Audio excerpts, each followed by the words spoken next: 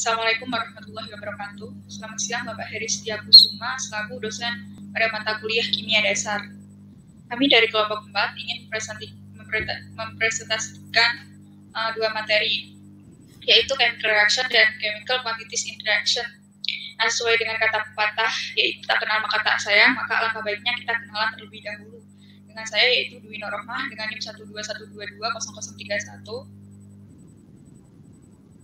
Saya Octavia Rancia dengan NIM 121220033. Saya Maya Ramasari dengan NIM 121220034.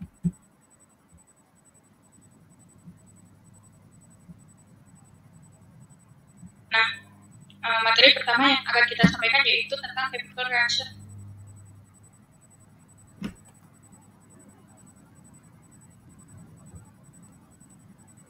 Di materi chemical reaction ini terdapat 4 subbab, yaitu yang pertama tentang equation for chemical reaction, yaitu persamaan reaksi kimia. Kemudian yang kedua ada balancing a chemical equation, yaitu penyetaraan persamaan reaksi kimia. Yang ketiga ada types of chemical reaction, yaitu jenis reaksi kimia. Dan yang terakhir ada oxidation reduction reaction, yaitu reaksi oksidasi reduksi.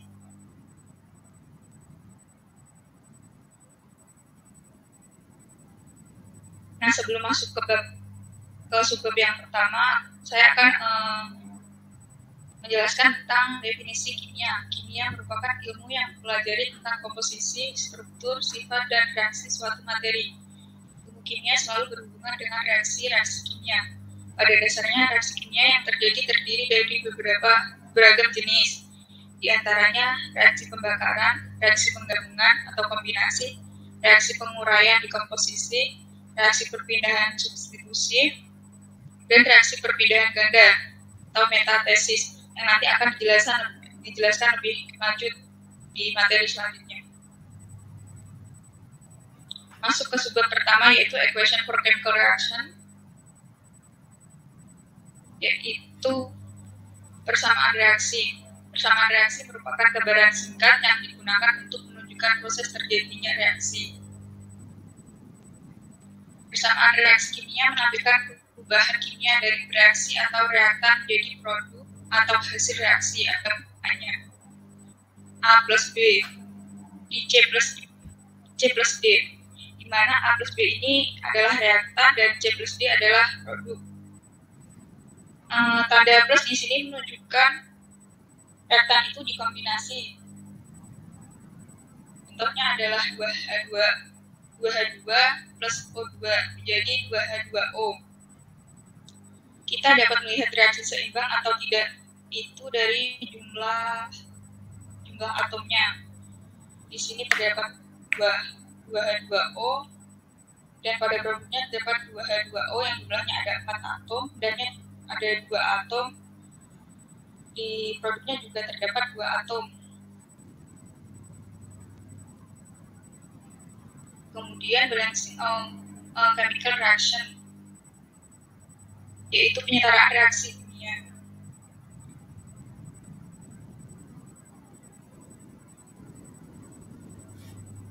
Nah, ada 3 hal yang harus diingat dalam penyeimbangan persamaan reaksi. Yang pertama, persamaan reaksi dapat diseimbangkan hanya dengan mengatur koefisien reaksi dari senyawa kimia sejauh yang diperlukan. Kedua, jangan pernah menambahkan senyawa lain. Kemudian yang ketiga, jangan pernah berubah indeks dari rumus kimia senyawa. Ada contoh adalah Cr2O3 plus CCl4 direaksikan menjadi CrCl3 plus COCl2. Pada penyeimbangan tadi yang perlu diingatkan persamaan reaksi kimia. Reaksi dapat diseimbangkan hanya dengan mengatur koefisien. Nah, kita hanya dapat mengatur koefisien terdapat di depan senyawa. Kemudian jangan pernah menambah senyawa lain. Dan kemudian yang aturan ketiga, jangan pernah berubah indeks yang tertera di sini, angka yang kecil tidak boleh diubah, harus sama. Dengan itu dapat disimpulkan bahwa untuk menyetarakan hanya dapat mengatur koefisien tidak boleh mengubah reaksi kimia tersebut.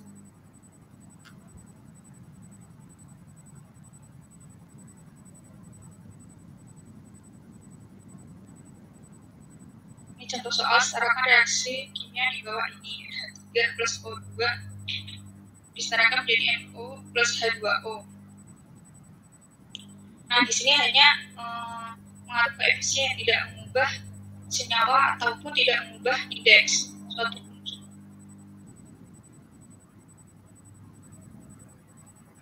Kemudian materi yang ketiga akan dijelaskan oleh teman saya.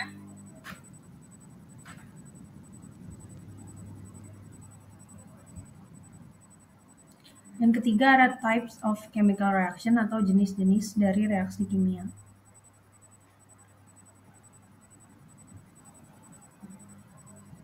Yang pertama ada reaksi pembakaran.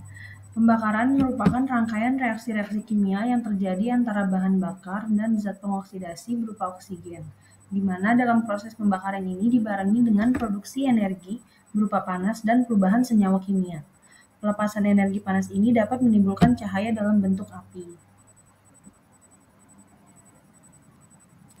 Dalam proses pembakaran, terdapat proses pembakaran yang berlangsung secara sempurna dan tidak berlangsung secara sempurna. Hal ini dipengaruhi oleh unsur-unsur yang terkandung dan digunakan saat proses pembakaran terjadi.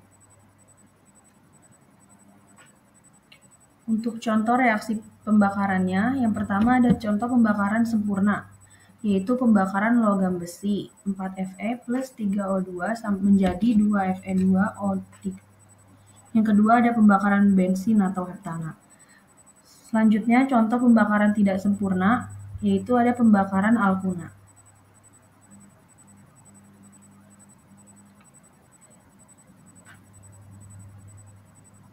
Yang kedua ada reaksi kombinasi. Reaksi kombinasi atau reaksi penggabungan adalah reaksi ketika dua atau lebih senyawa sederhana bergabung membentuk senyawa baru yang lebih kompleks.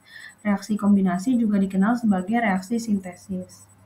Nah, bentuk persamaan reaksi kombinasi yaitu sebagai berikut. A plus B menjadi AB. Untuk contoh reaksi kombinasinya yaitu 2Na plus Cl2 menjadi 2NaCl. Yang ketiga ada reaksi dekomposisi. Reaksi dekomposisi atau reaksi penguraian adalah reaksi ketika dua atau lebih senyawa sederhana bergabung membentuk senyawa baru yang lebih kompleks. Bentuk persamaannya yaitu AB menjadi A plus B. Contohnya ada 2H2O menjadi 2H2 plus O2. Yang keempat ada reaksi perpindahan. Reaksi perpindahan juga disebut reaksi substitusi. Reaksi substitusi atau reaksi pertukaran tunggal adalah reaksi ketika sebuah unsur tunggal menggantikan unsur tunggal lainnya dalam suatu senyawa. Untuk bentuk persamaannya yaitu A plus BC menjadi AC plus B.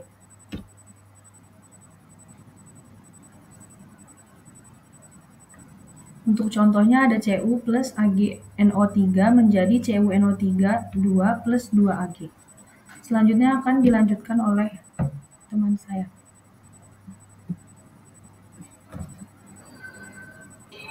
Kelima, reaksi perpindahan ganda.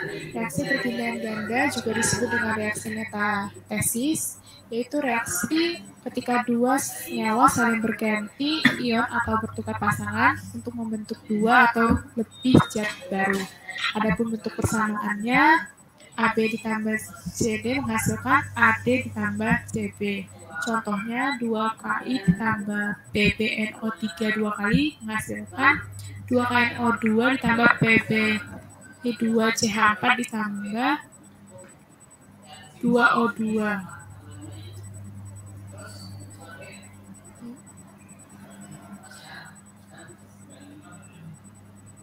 Yang keenam, reaksi presipitasi, yaitu reaksi atau disebut juga dengan reaksi pengendapan, yaitu suatu reaksi yang menghasilkan endapan. Endapan terbentuk jika larutan menjadi terlalu jenuh dengan zat yang bersangkutan.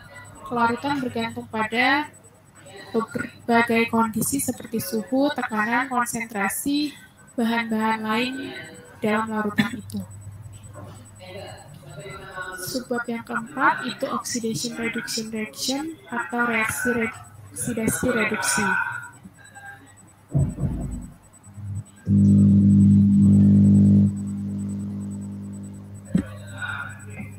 Definisi dari reaksi reduksi oksidasi yaitu reaksi yang mengandung peristiwa reduksi dan oksidasi atau reaksi perubahan bilangan oksidasi. Reaksi ini tidak dapat terjadi secara sendiri-sendiri, yaitu ketika terdapat elektron yang dilepaskan, maka harus ada elektron yang diterima.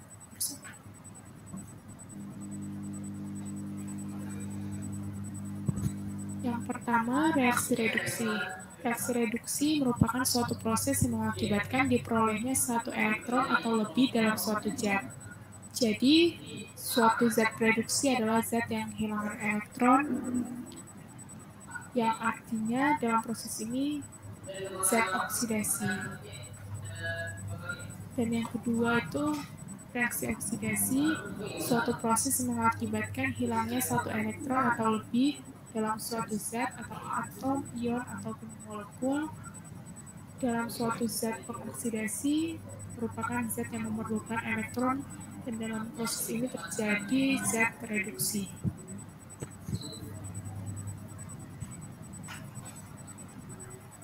Selanjutnya, selain dari reduksi dan oksidasi, terdapat unsur yang mengalami oksidasi disebut dengan reduktor atau produksi karena menyebabkan unsur lain mengalami reduksi. Sedangkan unsur yang mengalami reduksi disebut oksidator atau pengoksidasi karena menyebabkan unsur lain mengalami oksidasi. Adapun contoh dari reaksi redoks, yaitu Zn ditambah Cu2 positif menghasilkan Zn2 positif ditambah Cu, di mana untuk reaksi Zn ini mengalami oksidasi dikarenakan reaksi dari Zn menghasilkan Zn2 positif tambah 2 elektron, di mana elektronnya berada di sebelah kanan. Lalu untuk Cu, reaksi Cu itu Cu2 positif tambah 2 elektron menghasilkan Cu, dan letak elektron berada di sebelah kiri, maka dapat diartikan bahwa Cu mengalami reduksi.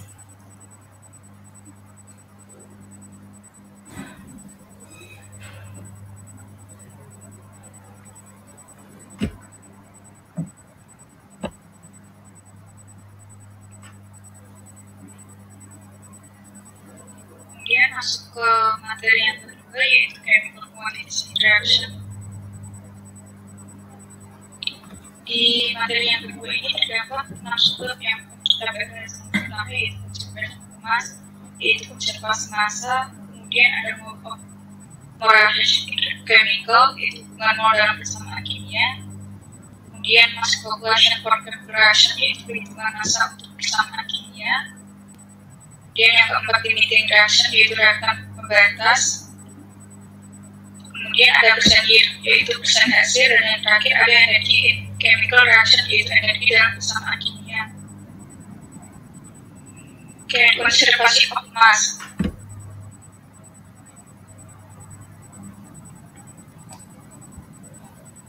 Dalam setiap reaksi kimia, jumlah total materi dalam reaktan sama dengan jumlah total materi dalam produk.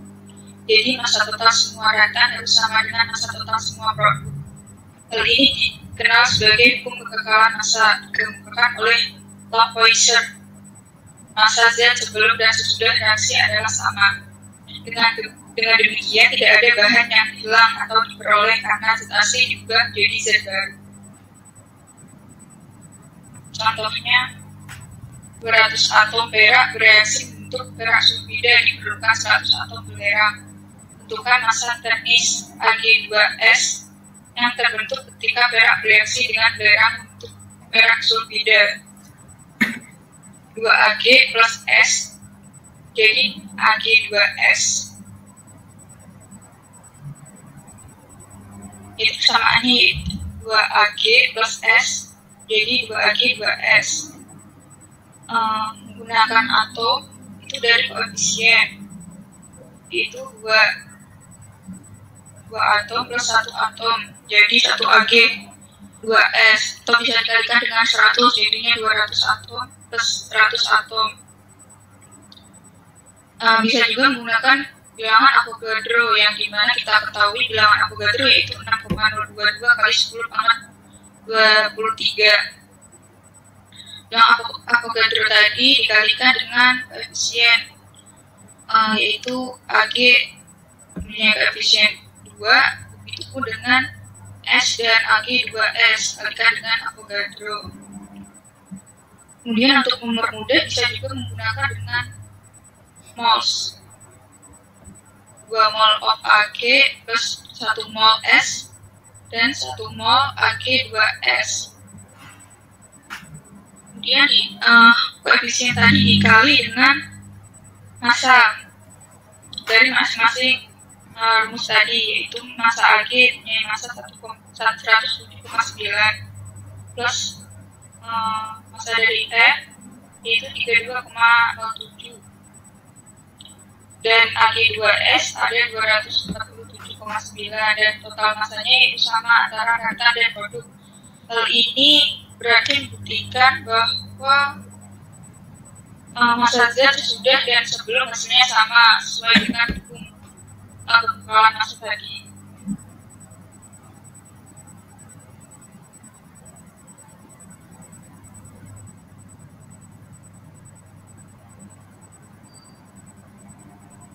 Kemudian yang kedua ada mole relationship in chemical.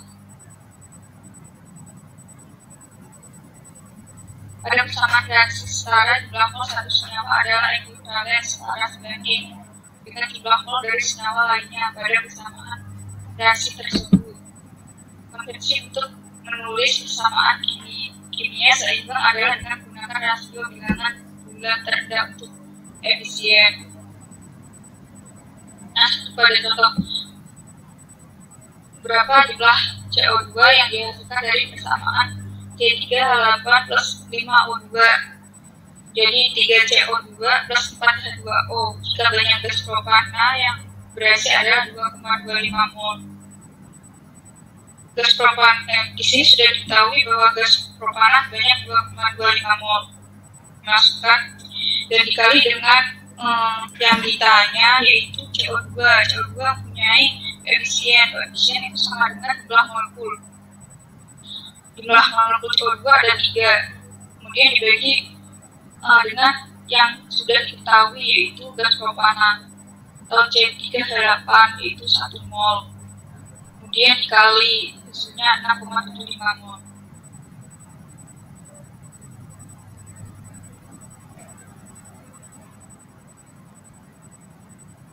Kemudian sebab yang ketiga akan jelaskan dengan jelasan massa ya.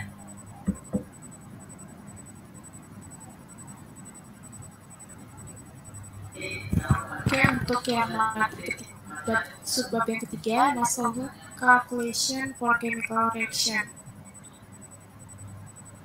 atau perhitungan massa untuk persamaan kimia. Perhitungan mol bukan satu-satunya jenis perhitungan yang dapat dilakukan dengan menggunakan persamaan kimia seimbang. Perlu diingat bahwa massa molar dapat ditentukan dari rumus kimia yang digunakan sebagai faktor konversi. Faktor konversi tersebut dapat menjadi langkah lain dalam perhitungan untuk membuat perhitungan massa mol yang dimulai dengan mendapat jumlah mol zat tertentu dan menghitung massa zat lain yang terlibat dalam persamaan kimia atau sebaliknya.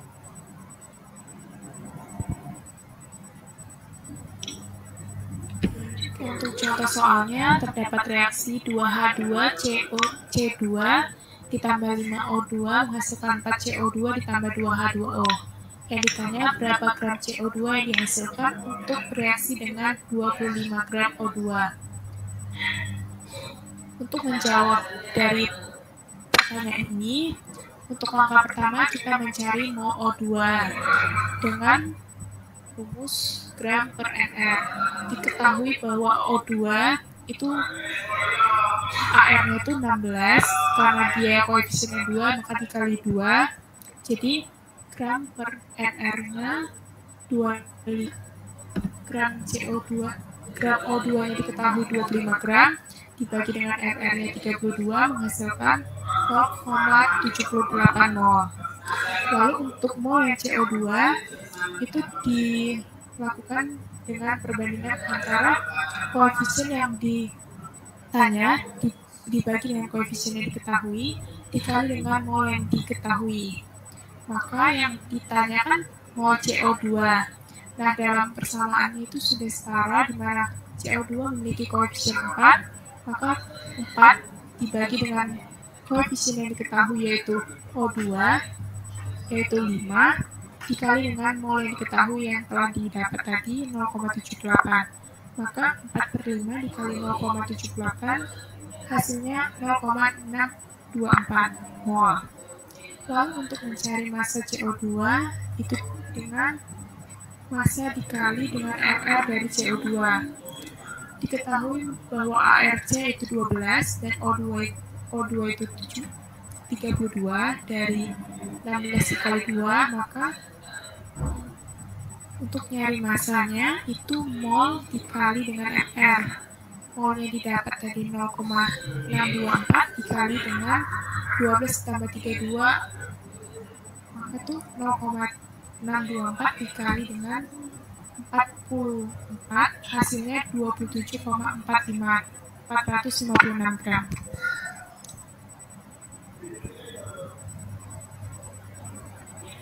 Untuk subbab yang keempat itu limiting reaction reactants atau reaksi pembatas. Pada reaksi kimia, banyaknya hasil reaksi ditentukan oleh reaksi pembatas, yaitu reaksi yang habis terlebih dahulu. Dalam pencampuran zat-zat reaksi, terjadi ketidaksamaan perbandingan jumlah mol dengan perbandingan koefisien reaksinya. Oleh karena itu, salah satu zat reaksinya akan habis terlebih dahulu, sedangkan zat reaksi lainnya akan tersisa. Nah, untuk soalnya, sebanyak 4 gram kalsium direaksikan dengan 6,3 gram asam sitrat dengan kesamaan reaksi Ca ditambah 2NO3 menghasilkan CaNO3 2 kali ditambah H2. Yang ditanya dengan tentukan reaksi pembatas. Nah, untuk penyelesaiannya diketahui bahwa ARC itu adalah 40, ARH1, AR dari N14, dan ARO adalah 16. ARO 16. Maka untuk mol Ca ini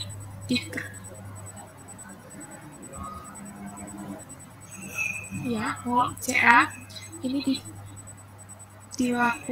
dihitung dengan massa per AR 4 dibagi 40 menghasilkan 1/10 atau 0,1 mol. Lalu untuk mol HNO3 itu massa dibagi dengan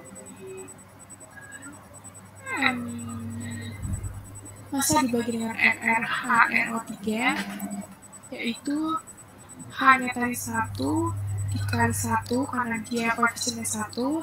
Lalu untuk N, AR-nya 14 dikali 1 karena koefisien 1. Lalu untuk yang O-nya, AR-nya 16 dikali dengan 3 karena memiliki 3, jumlah O-nya 3, maka hasil dari MR itu 63. Maka untuk mol HNO3 itu 6,3 dibagi dengan 63, hasilnya 0,1/2. 0,1.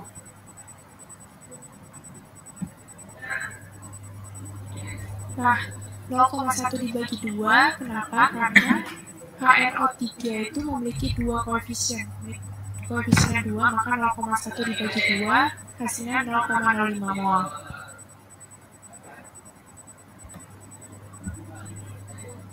Untuk materi selanjutnya dilanjutkan oleh teman saya. Untuk subbab yang kelima ada persen yield.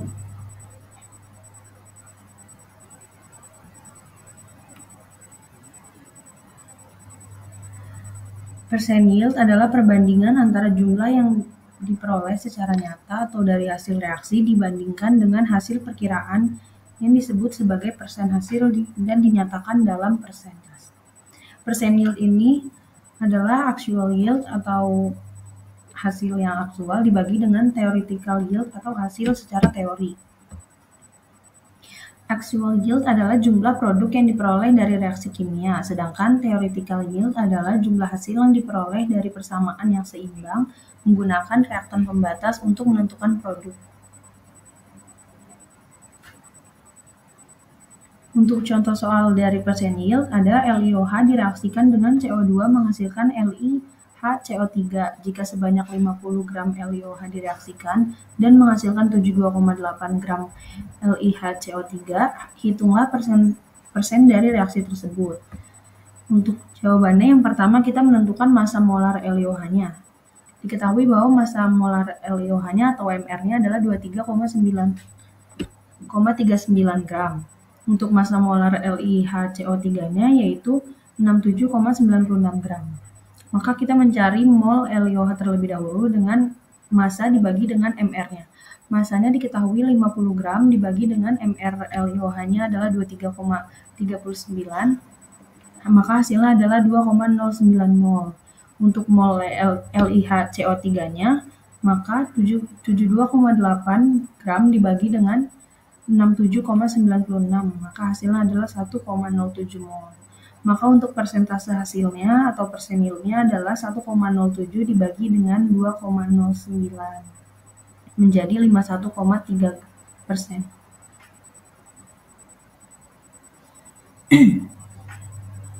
Selanjutnya untuk subbab yang ke-6 ada energy in chemical reaction.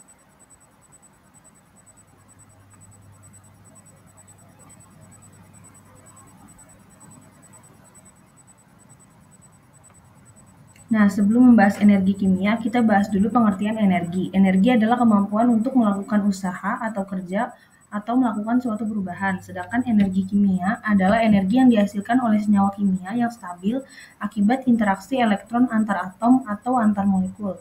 Satuan energi untuk reaksi kimia adalah joule. Jadi, kalau ada atom berinteraksi dengan atom, akan dihasilkanlah energi kimia. Untuk kalor reaksi itu adalah perubahan energi reaksi. Perubahan energi reaksi adalah jumlah kalor yang diserap atau dilepaskan selama reaksi berlangsung pada tekanan tetap. Perubahan energi reaksi disimbolkan dengan delta H. Dalam perhitungan dapat digunakan rumus delta H sama dengan H produk dikurang dengan H reaktan.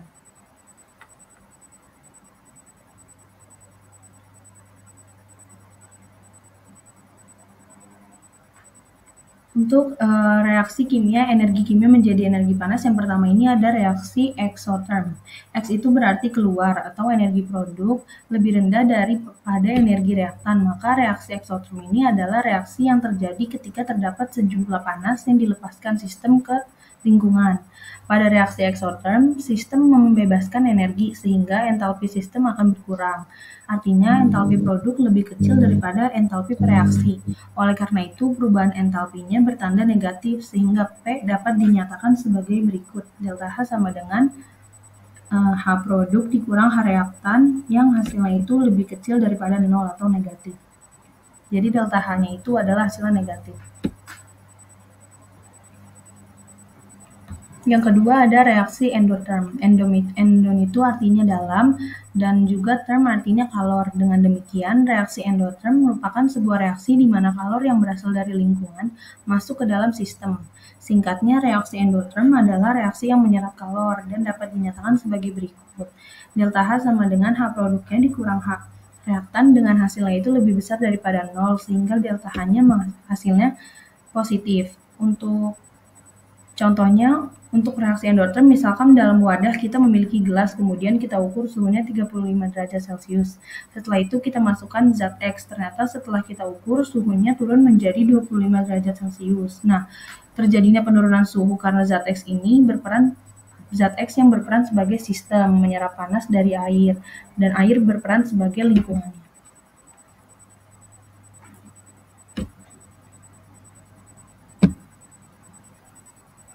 Dan berikut ini kita tunjukkan diagram dari reaksi endotherm dan reaksi exotherm.